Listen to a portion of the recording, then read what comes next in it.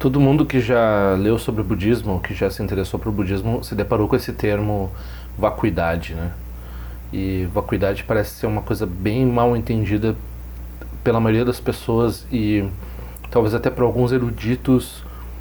Dá para dizer tanto no tanto na história do budismo, ou seja, lá no Oriente, durante um tempo que o budismo foi estudado, tem várias interpretações, algumas mais acuradas, algumas problemáticas e algumas corretas de vacuidade.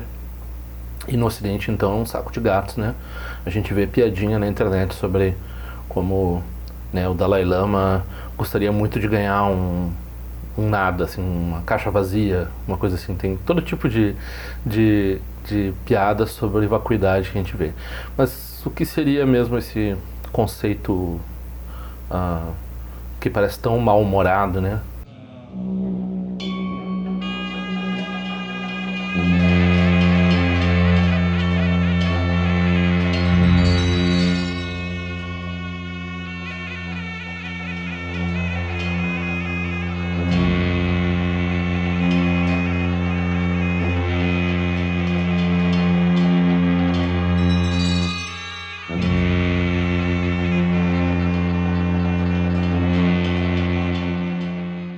Bom, a minha ideia não era fazer vídeo sobre vacuidade, porque eu estava tentando fazer essa série sobre Caminho do Meio.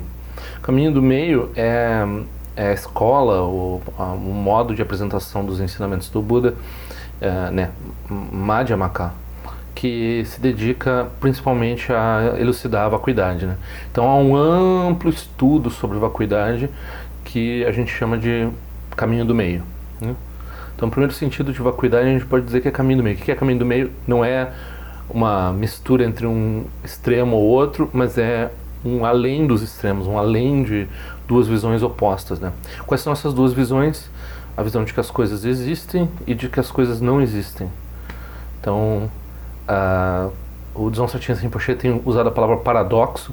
Eu às vezes não fico tão feliz, já fiz filosofia, não fico tão feliz com o apreço que o Rinpoche parece ter pela palavra paradoxo, mas eu entendo o que ele quer dizer.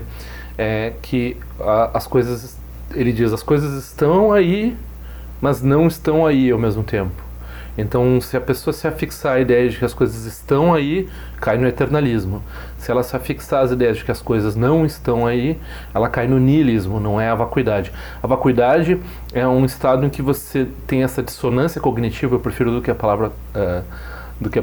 você consegue conviver bem com a dissonância cognitiva, prefiro do que a palavra paradoxo, mas o Rinpoche usa a palavra paradoxo, dessas duas visões coexistirem. Então, está aí, mas não está aí, né? As aparências surgem, mas elas não têm essência, elas não têm substância. Elas são meras aparências. As coisas não são como parecem ser e não são qualquer outra coisa além do que apenas parecem ser. Isso está no Lankavatara Sutra, né? Então, a palavra caminho do meio é a que eu estava usando para falar sobre vacuidade, assim, num caminho. E eu, de um jeito escondido, né? E eu vou seguir aquela série de vídeos, eu só fiz 2, e eu vou, né, lidar com as várias formas de apresentação dos ensinamentos da vacuidade de acordo com a escola do caminho do meio, né? Outra forma comum de falar sobre vacuidade, sem usar a palavra shunyata, né, ou vazio diretamente, é falar em sabedoria. O que é sabedoria? Sabedoria é reconhecer a vacuidade no budismo, né? Então, quando a gente fala prajna, os textos prajna paramita, ou a perfeição da sabedoria, é o reconhecimento de que todas as coisas, todos os dharmas, todos os fenômenos, todas as aparências, todos os sons e assim por diante, todos eles são vazios de uma autoexistência, de uma existência por si só. Eles existem interdependentemente, o que quer dizer que eles não existem como elementos isolados. A gente fala deles como elementos isolados, a gente fala, né, esta mão, né, né, tem um sentido em relação ao corpo, senão não poderia ser falado. E aí o primeiro sentido que surge assim ainda no que a gente chama de Theravakayana, de acordo com os ensinamentos do Mahayana, a primeira noção de vacuidade eles usam uma visão realista. Então eles dizem assim, as coisas são feitas de átomos de espaço, né? Átomos de espaço é quase como se fosse a resolução assim de uma tela digital, né? Então tem unidades discretas de espaço e claro, esse espaço pode ser preenchido ou não ser preenchido, mas como as coisas são feitas de partes, né? E essas partes, segundo essa escola, né, lá no Shiravakayana, que não, acho que ninguém hoje em dia sustenta essa visão, mas já foi sustentado isso no budismo. É uma forma de falar de vacuidade que já existiu no budismo. Então, já que as coisas são feitas de unidades indivisíveis, não de matéria, mas de posicionamento relativo no espaço, já que as coisas são feitas disso, então elas são vazias. Por quê? Porque as partes dependem, as coisas são compostas. Sendo compostas, elas são impermanentes. Sendo impermanentes, elas são insatisfatórias e elas são cheias de insatisfatoriedade, né? São cheias de... elas não têm uma essência, né? Então, essa é uma explicação. E daí eles dizem, não, mas essas unidades de espaço, elas realmente existem, né? Isso daí o caminho do meio depois vai refutar, né? Então a vibe ética é refutada. Então, bom, se tem uma unidade de espaço, por que como é que ela tem que ter ela não pode ser um ponto matemático, porque senão ela não se agrega para aumentar, para formar o espaço mesmo. Ela apenas se agrega e sempre segue sendo um ponto, né? Então ela tem que ter um norte, o sul, um leste e oeste. Então ela é composta também. Então ela também é vazia. Então uma forma de afirmar a vacuidade também afirmar a vacuidade dessas próprias supostas partículas indivisíveis de espaço que existiriam, né? Segundo essas escolas. Depois tem um pessoal que gosta de falar em partículas de tempo, assim, então fatias de tempo, né? E daí o tempo se mostra contraditório também. Então, né, se a gente tem um presente, daí tem um passado que existe de verdade, um futuro que existe de verdade, e essa fatia vai só pulando de um lado para o outro, assim, e ao mesmo tempo a gente fala de um tempo que existe num absoluto, que tem um início e um fim. Todas essas ideias, elas produzem um certo problema, assim. Aí a refutação dessa forma de falar de vacuidade, ela é mais elaborada, né? E as outras duas formas são mais interessantes, que são mais sofisticadas, né? Porque essas duas, elas ainda têm esses conceitos grosseiros de espaço e tempo, né? O conceito importante no budismo é consciência. Então a gente tem duas formas, assim, que depende de uma consciência, né? Então as coisas são, às vezes tem duas palavras que se usa, idealismo ou fenomenologia, né? Idealismo é quando tudo que existe é feito de mente. Então no budismo não é que tudo seja feito de mente, tudo tem um componente de mente. Então não existe um fenômeno que a gente possa se referir a ele, apontar a ele, sem que tenha uma mente observando esse fenômeno. Então qualquer coisa de que a gente possa falar tem pelo menos dois elementos. Então é dependente dessa mente e de uma existência externa. Então, como ela já tem essa divisão aqui, já é vazio, né? Porque não é independente, não existe independentemente, né? O que existe independentemente, se é que alguma coisa existe dessa forma, não pode nem se tornar um objeto, né? De qual se possa falar, assim, porque daí quando tu fala nisso já tem uma consciência observando esse objeto, então já se tornou dependente. Então essa é uma forma também de falar de vacuidade. E outra forma de falar de vacuidade é não só tem essa noção de consciência, mas a gente não precisa nem entrar numa ideia de mente aqui. A gente tem um rótulo. Se a gente tem um rótulo, tem a dependência num rótulo. Então, todas as coisas de que mesmo apontar com o dedo, tem o dedo, né? O dedo é uma espécie de rótulo também. Então, tem a dependência num rótulo. Não precisa nem ter a própria consciência se torna um rótulo também no qual tem um dedo apontando. Então, é outra forma de falar de dependência. A gente fala são interdependentes. Então, quando as coisas dependem umas das outras, elas não podem existir por si só. Mas por que o budista dá tanta importância para essa ideia, né? O que isso muda na vida da pessoa? Então, na base, o sofrimento, segundo o Buda, vem da ignorância. E a ignorância é quando a gente entre outras coisas mais grosseiras, a forma mais refinada de ignorância é quando nós estabelecemos as coisas como independentemente existentes. Então, esse é um hábito mental que a gente tem num sentido grosseiro conceitual, e num sentido sutil é um hábito cognitivo que a gente tem de observar e de lidar com os objetos como se eles fossem, e acreditar neles e depender deles como se eles fossem independentes, né? Esses objetos, a gente está falando de qualquer coisa que existe no campo dos sentidos e da mente, né? Então, qualquer coisa que existe e que possa existir nos campos dos sentidos e da mente. Então, essas coisas, elas, a gente pode dizer assim, daí parece que o budismo tem uma palavra, acomismo, né? Nega o cosmos. Então, não tem nada. Aí as pessoas, realmente o budismo não tem nada no budismo, a mente é vazia de qualquer coisa, que nem se fosse um animal dormindo, assim, né? Não tem nada acontecendo em lugar nenhum. E isso é assim, mas não é assim, porque isso tem uma ideia de niilismo por trás disso, de negar as aparências. E a vacuidade, ela não nega as aparências. As aparências, elas são negadas num modo de existência específico, que é essa autoexistência, uma existência independente, ou algumas vezes fala existência verdadeira, né? Isso também é um jeito de falar de vacuidade, né? Então, a gente diz, não nega a coisa em si, nega a reificação da coisa, nega a nossa percepção deludida com relação à coisa. Não nega as aparências, nega a nossa percepção das aparências como sendo algo mais do que aparências, né? Então, são formas de falar de vacuidade. E algumas pessoas vão dizer, não, mas espera aí, vocês estão adicionando uma camada de confusão. A gente não precisa falar que... Porque esse é o nosso hábito. Então a gente não tem um hábito conceitual de dar uma independência, não só um hábito conceitual.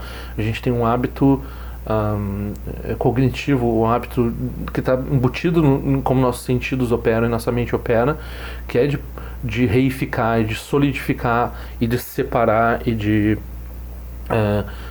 tratar as entidades como independentes, né? E como esse hábito ele é natural, não precisa dar um nome assim, que tá negando uma uma existência verdadeira. A gente usa só a palavra existência, está negando a existência. E no fim, o que você está dizendo é que a palavra existência, esse conceito filosófico de ser, né, ontos, ente enquanto ente, né, essas noções de ontologia, de metafísica, que estão querendo falar de um substrato da realidade, estão querendo justificar essa nossa experiência ignorante de perceber as coisas como tendo essa característica. Daí parece que é uma característica das coisas, né?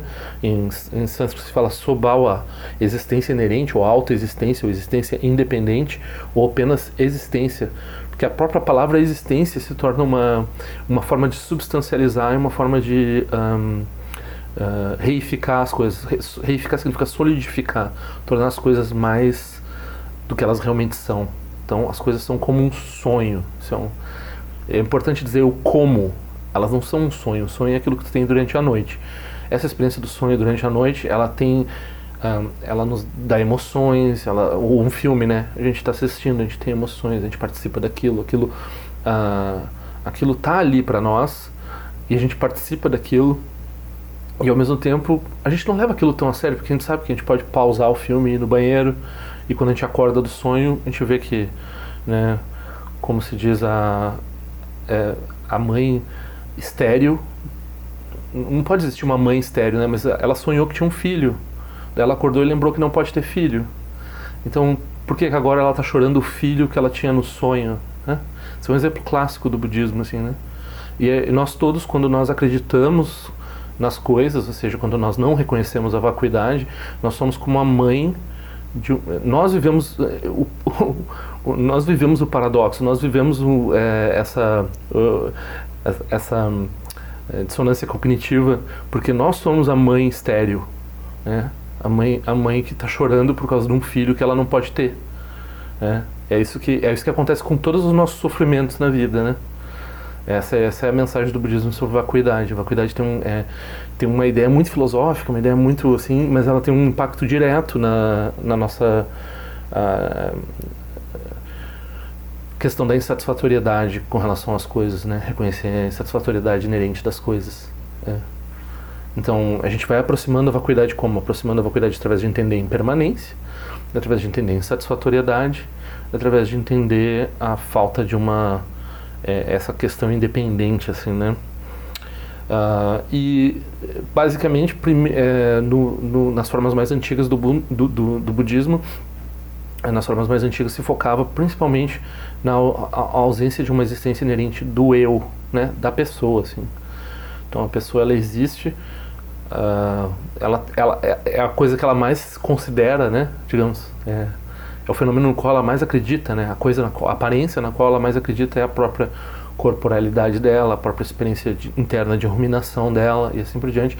E isso é desconstruído, né? Mas a pessoa vai ser despersonalizada porque não tem... Não, no Dharma não tem essa noção de que o eu vai deixar de existir. O eu já não existe, né? Então a gente vai se dar conta que nós construímos essa noção de um eu, e acreditando nisso nós sofremos. E a gente opera no mundo mais naturalmente, a compaixão é mais possível, lidar com os seres é mais fácil quando tem a interdependência, ou seja, quando a gente reconhece que não tem uma separação, que não tem essa divisão entre um e outro, né? Então o não-eu não é uma coisa que leva a uma doença mental assim, de despersonalização, é uma coisa que leva a se aproximar dos outros, né? Então, inclusive um método para encontrar o não-eu é para praticar a compaixão, né? Porque a compaixão vai aproximando a pessoa do não-eu e vai aproximando a pessoa da vacuidade também. A compaixão última é entender que os seres sofrem porque eles dão substancialidade às coisas, né? Então eles estão acreditando demais naquele sonho e estão achando que aquilo é tudo que define eles, e por isso eles sofrem muito quando aquilo acaba, quando aquilo se transforma, e nós dizemos, não, tu nunca foi isso nunca foi realmente o que tu era, né? E às vezes não dá para dizer diretamente para a pessoa porque se torna agressivo, então tem todo um meio hábil para revelar para a pessoa que a natureza dela é mais ampla, mais espaçosa do que aquilo que ela está se colocando, né? Então isso tem a ver com vacuidade também. No Vajrayana, principalmente, se vai falar mais nesse aspecto de compaixão, vacuidade como a mesma coisa, né? Daí luminosidade e vacuidade, né? Que é uma expressão criativa, uma gama de possibilidades que se abre quando a gente não está fixado numa ou outra aparência, né? Porque quando a gente não reconhece a vacuidade, a tendência é fixar as aparências, isso é o que nos prende. Então, e nós não expressamos as qualidades do Buda devido a essa fixação às aparências. Quando nós não temos as fixações às aparências, então a expressão da natureza de Buda se revela, né? E ela é a própria vacuidade. A natureza de Buda é a própria vacuidade. E daí, dentro dessa perspectiva de que a natureza de Buda é a vacuidade, algumas vezes surge a noção da vacuidade como ela mesma uma coisa a que se pode se fixar, né? Então o Nagarjuna, de fato, ele diz que aqueles que entendem errado a vacuidade não tem como beneficiar eles são incorrigíveis, não tem como produzir nenhum tipo de dharma para tirar eles desse engano. Então o entendimento correto da vacuidade é liberador, o entendimento incorreto da vacuidade gera uma fixação tal, ou seja, a transformação da vacuidade numa espécie de uma coisa autoexistente produz uma fixação tal que aí não há liberação. Por outro lado, aí aqui a gente vai entrar numa questão de debate filosófico bem sofisticado. Quando a gente não está fixado em se prender ou não se prender em vacuidade, aí surge uma grande vacuidade. Essa grande vacuidade, ela está além de um extremo assertivo de dizer que ela existe ou que ela não existe também. Então ela é vazia, mas mais do que isso, dá para afirmar a existência dela. Porque afirmar a existência dessa vacuidade não ocorre num âmbito conceitual ordinário, né? Então a pessoa já abandonou a fixação a conceitos, então ela pode usar os conceitos de uma forma mais livre, né? Aí o filósofo se a pessoa é encanada na filosofia budista, se ela fica presa num certo aspecto do budismo, ela vai dizer assim, não, mas você está transformando a vacuidade numa, numa, numa coisa a se fixar. E isso é o que o Nagarjuna advertiu. E o outro diz, não, você que está preso demais em categorias. Nós aqui estamos falando da boca para fora. Nós sabemos que isso é apenas uma mera expressão, uma mera aparência, quando a gente diz que a vacuidade não é vazia. Né? Porque aí tem essa disputa se a vacuidade ser ela mesma vazia é a visão mais sofisticada, ou se a vacuidade não ser vazia. Aí daí a gente está falando de uma vacuidade que não é a vacuidade de um objeto ou outro, mas a vacuidade da totalidade das aparências, né? Quando a gente fala totalidade das aparências, já tem uma certa flexibilidade conceitual acontecendo, porque parece que tem um monte de aparências, né? Quando tem um monte de aparências, aí já é uma única esfera sem divisão, não composta. E daí quando a gente fala esfera, parece que tem um limite, mas ela também não tem um limite. Daí se ela não tem um limite, e se ela não é composta, daí ela não é impermanente. E daí, quando a gente fala que ela, se a gente afirma que ela não existe, também cai diretamente num acomismo, né? A gente está negando a existência. E se a gente fala que ela existe, a gente pode estar caindo no eternalismo, né? A gente pode estar afirmando alguma coisa, mas também a gente pode estar só usando palavras.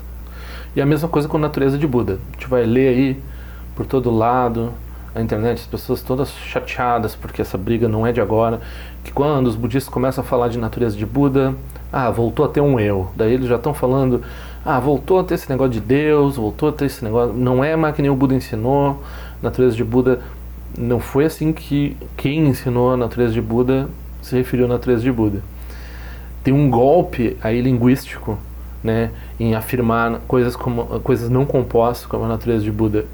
Quando a gente fala não composto, a gente já está falando magicamente de uma coisa que a gente está falando, um objeto, né, que parece um objeto conceitual, mas a gente já está com esse entendimento de que se é um objeto, não pode ser, tem que ser vazio. Então não é um objeto, mas a gente está falando. Então é um uso da linguagem no outro nível. E daí todo o Vajrayana se constrói nisso, né? Então, o terceiro giro da roda do Dharma, que tem parte do Mahayana e o Vajrayana, ele se constrói nessa flexibilidade conceitual e cognitiva perante o uso de certos termos que, se a pessoa tem um apego filosófico, ela vai, budista, né, vai soar eternalista, né? Então a gente fala Vajra, indestrutível, a gente fala natureza de Buda, que parece um eu enorme que existe realmente nos seres, assim, em todos os seres tem uma natureza de Buda, parece, né, hinduísmo para quem é um hardcore, de linha dura, assim, ligado ao budismo antigo, não, mas não tem eu. Agora esses caras vêm me dizer, já tem até uma coisa que nem um Atman, que nem um Brahma, não pode isso. Mas isso na visão do terceiro giro tem uma clareza muito grande com relação ao segundo giro, que é onde se explica a vacuidade. Eles falam isso com a segurança de que eles podem usar uma linguagem que soa ignorante para um filósofo, mas é que é a linguagem de um meditador, né? E eles não estão transformando esses conceitos numa nova forma de eternalismo. Eles estão tendo a liberdade de usar esses conceitos. Mas esse já é um exemplo, né, sofisticado de vacuidade. Então a gente está falando de ausência de eu, né?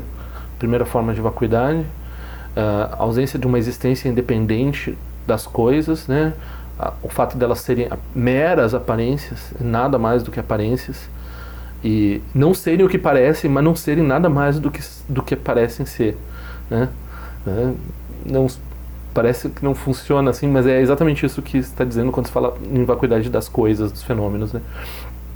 Está lá, mas não está lá. É como um sonho, né? Então esses dois níveis, o eu não existe, as coisas existem na dependência uma das outras. O eu não existe em nenhuma forma de existência. As coisas elas existem na dependência. Na dependência aí pode existir.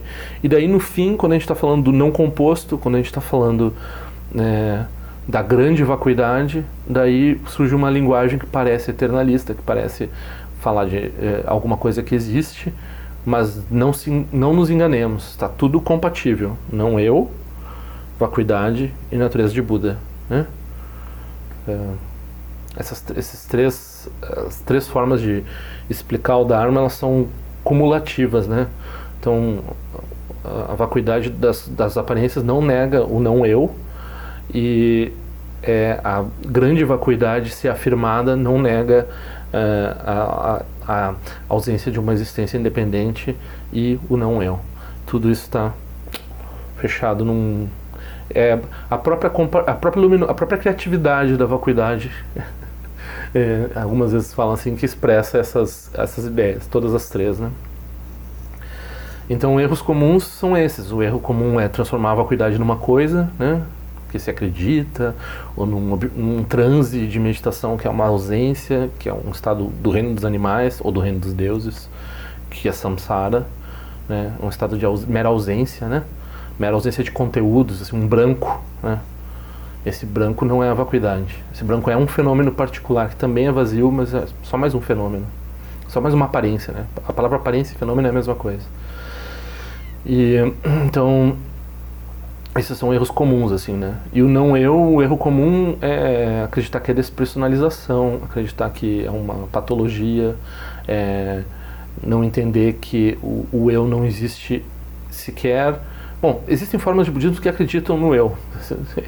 Preciso dizer, no Dalai Lama frisa que, né, não existem hoje, já desapareceram, mas existem formas canônicas de budismo que determinavam a existência de um eu.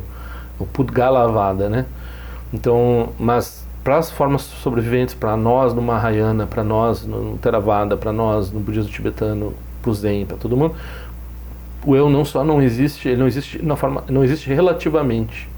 Ele não tem nenhum tipo de existência. Os fenômenos têm existência relativa, né? Os fenômenos válidos, né? Então quando a pessoa está no deserto e ela vê lá na formação, lá no fundo, assim, aquela água, aquele oásis, ela chega lá e é só areia, então esse fenômeno não existe relativamente, né? Mas quando ela está tomando água e a água sacia a sede dela, então esse é um fenômeno que tem uma existência relativa. O budismo não nega isso. A gente fala claramente que é uma existência relativa, né? Então essa existência relativa, ela é essa existência que é dependente, né? Vazia. É vazia porque é dependente. A água surge para um peixe diferente do que surge para uma pessoa, né? O peixe vive dentro da água, a percepção dele é totalmente diferente da de um ser humano. Então essa noção de percepções diferentes é usada também para explicar a vacuidade, que é aquela dependência de acordo com a consciência, né? De como a consciência vê o fenômeno. E daí depois também como imputa conceito, a forma mais sofisticada. Isso eu já falei. Então isso é só para pincelar, que foi perguntado por e-mail, e eu vou tratar mais profundamente desse assunto, vacuidade, quando eu estiver falando do caminho do meio. Já tem 2 vídeos sobre o caminho do meio, pretendo fazer mais uns 4 ou 5. E se eventualmente também fizer um vídeo sobre Prajnaparamita, vai ser também sobre vacuidade, porque esse é o assunto do Prajnaparamita e o assunto do caminho do meio. São formas veladas de estar falando de vacuidade, é usar essa terminologia menos mal-humorada, que vacuidade todo mundo acha que a gente é existencialista e que é o Lacan, a ausência, a falta e não sei o que. Não tem nada disso, não tem nada a ver com esses loucos aí. Nada. Às vezes eles dizem, é porque no budismo tem vacuidade. Tá tudo errado, Heidegger tá tudo errado no Schopenhauer, tá tudo errado nos existencialistas quando eles falam mal do budismo, quando eles falam bem do budismo, eles não entendem, eles são nihilistas, né, na visão budista. Na visão budista tem uma... eles podem dizer, não, o existencialismo não é nihilista, mas é que nós temos uma definição de nihilismo no budismo e os existencialistas e o Heidegger e tantos outros aí, eles são do Ocidente que tentam, né, usar a palavra vacuidade daquele jeito, como de um jeito mais mal-humorado ainda. Não que esse erro seja só do Ocidente, né? Eu deixei bem claro que também em algumas formas de, né, por exemplo, vacuidade foi usada como desculpa para samurai matar no Japão, né, ou para kamikaze se jogar contra. Então eles dizem assim, a pessoa é feita só de átomos, né? Aquela primeira ideia de a pessoa é feita só de só um espaço. Então quando você não tem eu, você passa a espada no meio não tem karma nenhum, porque você está só cortando espaço. Então a espada está atravessando o espaço, pode matar. Matar não tem matando ninguém, tá só Então a vacuidade é usada como desculpa para cometer não virtude, né? Para ir bem na guerra, assim, para se jogar como kamikaze, né? Então isso aconteceu não só no Japão também na China, também por todo lado, uma vez que outra surge um grupo de loucos que interpreta errado a vacuidade e comete atrocidade em nome da vacuidade, ou pelo menos distorce o ensinamento do Buda, né? Não precisa chegar a um extremo de matar nesse nome. E até hoje em dia, essas interpretações elas estão tão presentes na filosofia que quando o filósofo vai criticar o budismo, tipo o Slavoj Žižek foi criticar o budismo, ele falou assim: o budismo é perfeito para a bolsa de valores porque pode estar destruindo países, mas é tudo vazio, é tudo, não importa. Então a visão errônea, não entendeu, não leu o budismo, leu Heidegger, leu algum interpretador errado do budismo. Pode ter lido algum japonês errado, algum chinês errado, algum tibetano errado, né? Mas se recebesse ensinamentos de linhagem, de professores qualificados, lendo textos consagrados sobre o assunto, não cometeria esse erro, né? Então esse erro é comum, assim, transformação da vacuidade em niilismo, em desculpa. O Nagarjuna advertiu quanto a isso no século II, né? Então isso não é uma coisa que... Então, se a pessoa quiser entender isso, procura um professor qualificado para aprender. É bem melhor do que ficar ouvindo na internet e tirando qualquer conclusão sem verificar, né, se está certo ou errado o que está pensando. Isso não funciona. Esse tipo de ensinamento não funciona sem conversa.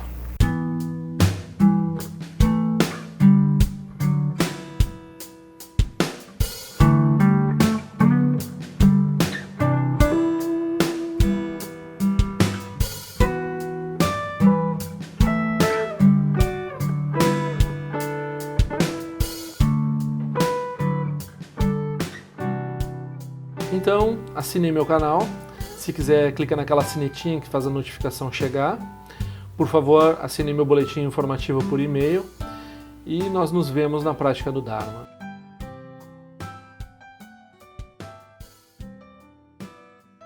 Ao longo de minhas muitas vidas e até este momento, todas as virtudes que tenho alcançado, inclusive o mérito gerado por essa prática e todas as que vier a conseguir, ofereço para o bem-estar dos seres sencientes. Possam a doença, a guerra, a fome e o sofrimento diminuir para todos os seres, enquanto sua sabedoria e compaixão aumentam nesta e em vidas futuras. Possa eu claramente perceber todas as experiências como sendo tão insubstanciais como o tecido do sonho durante a noite e imediatamente despertar para perceber a manifestação de sabedoria pura no surgir de cada fenômeno. Possa eu rapidamente alcançar a iluminação para trabalhar sem cessar pela liberação de todos os seres. Ganirawe Korajin Kazumbana de Wamalu Jungwene Jerezi Wantejin Jazoeza Peka Jabadu Tenjo Chi Om Sochi Jamin Jabene Jana Sawa Kunchatu Jeo Zetari Baben Jono Toteru Pemoni Jokizazu Datu Tenjo Chi Chimekone Pema Samba Wasa Sona Jantese no Pai Garju Wanshu Jukitu Peko Kusese Shinse Sindashin Shua Jingme Tuju Tupanangi Wanchato No Tupatenor Buyen Neko Pomolura Sane Lundu Dileta Tutenjo Chi Peme Jason Peme Rizo Jepeme Dan Laji Kusesu Wan Pema Choji Drama Rizo Jindoni Peme Lunji Drujo Chi Pende Jungwene Jumbo Dempa Yori Nepa Dan Dempa Zimpe Jebonan Kusenja Sentenjo Chi do Sun Sanje Guru Rinpoche Ngando Kunda Te Wachi Boja Pache Kusatu Tuta Pasa So Adev So Jinje Lap So Shina Sangwe Bache Jua Dan Zambalon Jeru Pache De Loba Ma Hon Baja Guru Pema Sede Ken Loja Zon Reloja Zan Lisa Sun Chapa Pedro Jusho Sunangwa Damira Do Sungele Show